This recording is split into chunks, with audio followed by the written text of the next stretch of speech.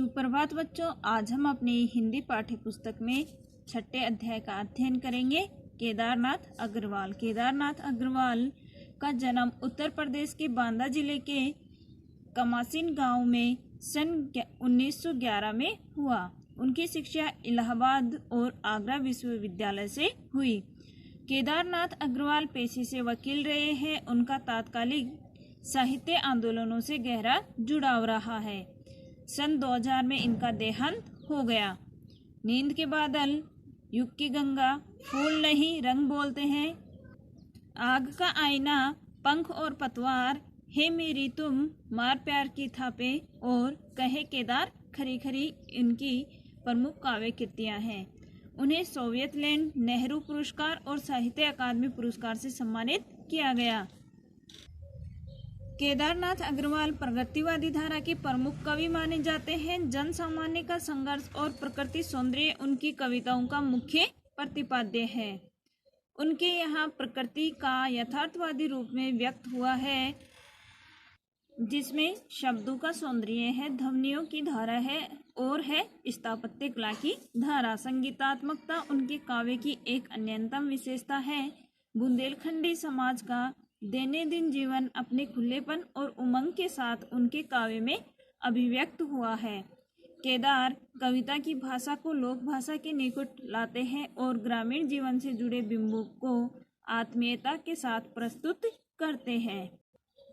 प्रस्तुत कविता में कवि का प्रकृति के प्रति गहन अनुराग अर्थात प्रेम व्यक्त हुआ है। वह चंद्रगहना नामक स्थान से लौट रहा है। लौटते हुए उसके किसान मन को खेत खलियान एवं उनका प्राकृतिक परिवेश सहज आकर्षित कर लेता है।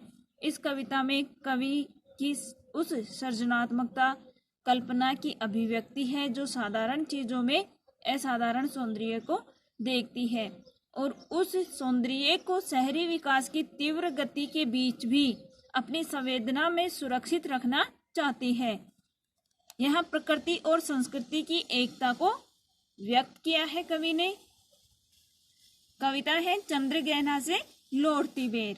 देख आया चंद्रगहना, देखता हूँ दृश्य अब मैं, मेड पर इस खेत की बैठा अकेला, एक बीते के बराबर यह हरा ठगना चना।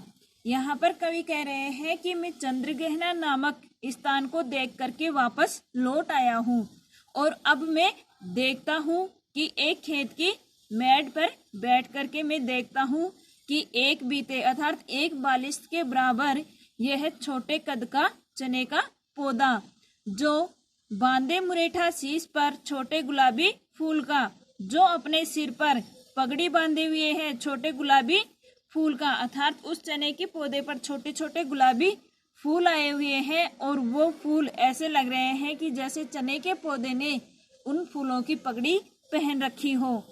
सजकर खड़ा है और वह उस पगड़ी से सज करके वहां पर खड़ा है। पास ही मिलकर उगी है बीच में अलसी हटीली और चने के पौधे के पास में ही एक अलसी का पौधा भी उगा हुआ है। देह पतली कमर की है लचीली, नीले फूल फूल को सिर पर चढ़ाकर वह जो अलसी का पौधा है वह अत्यधिक पतला है और अत्यधिक लचीला है और उसके सिर पर नीले फूल खिले हुए हैं। कह रही है जो छुए यह, और जो अलसी का पौधा है वह कह रहा है कि जो इसको स्पर्श करता है उसे मैं दूर हृदय का दान उसको मेरा संपूर्ण दान दे दूं। और सरसों की न पूछो, हो गई सबसे सयानी, हाथ पीले कर लिए हैं ब्याह मंडप में पधारी। यहाँ पर कवि कह रहे हैं कि और सरसों की तो बात ही मत करो, क्योंकि सरसों अब सयानी हो गई है, अर्थात सरसों की जो फसल है वह बड़ी हो गई है और उसके पीले रंग के फूल आ गए हैं। ब्याह मंडप में पधारी, और ऐसा लग रहा है कि वह विवाह करने के लिए मंडप में पधार गई है। अर्थात यहाँ पर कवि ने सरसों पर युवती का आरोप करते हुए कहा है कि सरसों अब समझदार युवती हो गई है, अब वह विवाह के लिए हाथ पीले कर लिए हैं और विवाह मंडप में आ गई है। फाग गाता मास फागुन आ गया है, आज जैसे देखता हूँ मैं स्वयंवर हो रहा। यहाँ पर जो फाग है वह गाता हुआ फाल्गुन मास आ गया है। और कवि कहता है कि मैं यह देख रहा हूँ कि यहाँ पर स्वयंवर हो रहा है। सरसों की जो खेतों की जो पीली आभा के रूप में प्रकृति से भरा हुआ आंचल है वह हिल रहा है। प्रकृति के अनुराग अंचल हिल रहा है। सरसों का जो पीली आभा है वह उससे भरा हुआ आंचल हिल रहा है। इस विजन में दूर व्यापारिक नगर से प्रेम की प्रिय भूमि उपजाऊ अधिक है। और इस विजन में यहाँ पर विजन यानी सुनसान जगह में नगर की जो व्यापारिक नगर की जो प्रेम प्रिय भूमि है उससे भी अधिक भूमि यहाँ पर उपजाऊ है। और पैरों तले है एक पोखर। और इस भूमि के अर्थात गांव की जो यह भूमि है, इस गांव की भूमि के नीचे एक जल का पोखर बना हुआ है, तालाब बना हुआ है। उसमें उठ रही इसमें लहरियां और उसमें जल की लहरें उठ रही है। नील तल में जो उगी है घास भूरी और उस पोखर के तल में भूरी घास उगी हुई है, ले रही है वह भी लहरियां, वह भी उस जल की लहरों के साथ हिलडुल रही है। एक चांदी का बड़ा सा गोल खंबा आंखों को है चकमकाता। और वहां पर एक चांदी का अर्थात उस पोखर के किनारे एक खंबा, गोल खंबा खड़ा हुआ है जो देखने पर आंखों को चकाचौंध करता है। कई पत्थर किनारे पी रहे चुपचाप पानी, प्यास जाने कब बुझेगी, चुप खड़ा बुगला डुबाए टांग जल में। और उसके जो पत्थर हैं अर्थात उसकी जो पत्थरों की दीवार बनी हुई है उस पोखर की, वो पत्थर लगातार पानी में डूब रहे हैं। तो ऐसा लग रहा है कि वह चुपचाप इस पोखर का पानी पी रहे हैं, लेकिन उनकी प्यास पता नहीं कब बुझेगी। और वहीं पर एक बगुला एक टांग से खड़ा हुआ है, जल में टांग डुबो करके जल में खड़ा हुआ है। देखते ही मीन चंचल, वह मछली को देखते ही अब ध्यान निद्रा त्यागता है, अपनी जो ध्यान निद्रा है वह त्यागता है। चट दबाकर चोंच में नीचे गले के डालता है। वह उस मछली को झट से पकड़ करके चोंच में दबा करके और निगल जाता है। एक काले माथ वाली चतुर चिड़िया श्वेत पंखों के झपाटे मार फौरन टूट पड़ती है भरे जल के हृदय पर। और एक काले सिर वाली चालाक चिड़िया भी अपने सफेद पंखों के झपट्टे मार करके फौरन जल के बीच में टूट पड़ती है। एक उजली चटलू मछली चोंच पीली में दबाकर और वह उस जल के बीच में से एक मछली को अपनी पीली चोंच में दबा करके दूर उड़ती है गगन में और दूर आकाश में उड़ जाती है। और यहीं से भूमि ऊंची है जहां से, और यहाँ पर थोड़ी ही ऊंची पर भूमि है, वहां से रेल की पटरी गई है, वहां से रेल की लाइनें जा रही हैं।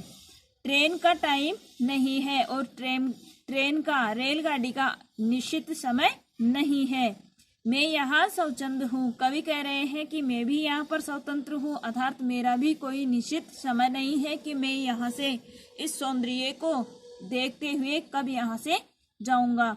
जाना नहीं है, नहीं जाना है। चित्रकूट की अनगढ़ चौड़ी कम ऊंची ऊंची पहाड़ियाँ, और यहाँ पर चित्रकूट की जो अनगढ़ चौड़ी कम ऊंची पहाड़ियाँ है वो दूर दिशाओं तक फैली है, दूर दिशाओं तक फैली हुई है। बांझ भूमि पर इधर उधर रीवा के पेड़ कांटेदार कुरूप खड़े हैं। और इस बंजर भूमि पर जो चित्रकूट की अनगढ़ की जो पहाड़ियां है वहां पर बंजर भूमि पर रीवा के कांटेदार पेड़ खड़े हुए हैं। सुन पड़ता है मीठा मीठा रस टपकाता सुग्गे का स्वर। और इन कांटेदार रीवा की झाड़ियों के बीच में बंजर भूमि में जो सुग्गा है अर्थात जो तोता है उसका जो मीठा स्वर है वह रस टपकाता हुआ प्रतीत हो रहा है। अर्थात स्वर के जो तोते का जो स्वर है, तोते की जो आवाज है उसकी जो टे टे टे टे की आवाज है वह मधुर लग रही है। वनस्थली का हृदय चीरता, वन विभाग की हरियाली का हृदय चीरता हुआ। उठता गिरता सारस का स्वर टिरटो टिरटो मन होता है। उठ जाऊं मैं पैर फैलाए सारस के संग। यहाँ पर कवि कहते हैं कि वनस्थली की जो हरियाली है उसका हृदय चीरता हुआ जो सारस का स्वर है टिरटो टिरटो का, वह कभी उठता गिरता अर्थात कभी मंद गति से सुनाई देता है और कभी तीव्र गति से सुनाई देता है। और उसके जो स्वर को सुन करके कवि कह रहा है कि मेरा भी मन होता है कि मैं भी उनके संग उड़ जाऊं। पर फैलाए सारस के संग, मैं अपने पंखों को फैला करके और सारस के संग उड़ जाऊं। जहां जुगल जोड़ी रहती है हरे खेत में, जहां सारसों की जुगल जोड़ी हरे खेत में रहती है और सच्ची प्रेम कहानी सुन लूं चुपे चुपे। और उस सारस के जोड़ी की जो प्रेम कहानी है वो मैं चुपके चुपके सुन लूं।